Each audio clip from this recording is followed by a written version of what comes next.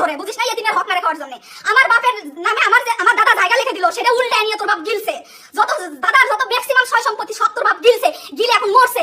এখন আসে সম্পত্তির হিসাব নিতে আর আমার বাপের খাটনি এক খাইতে। কুত্তার বাচ্চারা, তোদের কোন ভাষায় অপমান করা যায় সেই রকম জঘন্য তোমার ভাষা এখনো দুনিয়াতে তৈরি হয় নাই। আরে তোদের যে কথা কই দেয় তো ইচ্ছা, তোদের দিকে তাকাই দেয় ইচ্ছা হয় না, ঘৃণায়। কিন্তু আমাদের ছাড়া, আমাদের কথা ছাড়া তোদের পেটের ভাত কি হজম হয় না? চাচাক ভাল লাগে না, চাচা তো গুনেগারে ভাল লাগে না, কিন্তু চাচার সম্পত্তি দেখলে জিবা একবারে লক লক লক লক করে খাওয়ার জন্য। এত শখ কেন? সেই দিন আর আছে, আগের দিন আর আছে। আমার বাপেক মারছিস, আমার মায়েক মারছিস, আমরা 3 বোন, ভাই নাই, খুব অসহায় মনে করিস। ওই দিন যা শেষ, বুঝিস না? ওই দিন আর নাই। আমার বাপের একটা পশমে হাত দিয়ে দেখিস, তোরে জাস্ট আমি মাছ যেমন কাটা করে না এরকম কুচি কুচি করে কাটমো।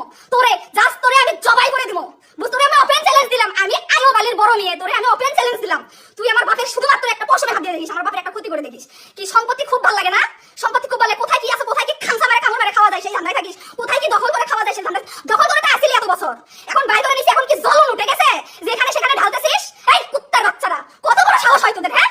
আমার বাপের সম্পত্তি মেরে খাইছিস, মায়ের সম্পত্তি মেরে খাইছিস, আমাকে হক নষ্ট করছিস, অনেক হক নষ্ট করছিস। এখন আসছিস আমার সম্পত্তির ভাগ নিতে, আর আসছিস আমার বাপের খাটনি আটকাইতে। আমার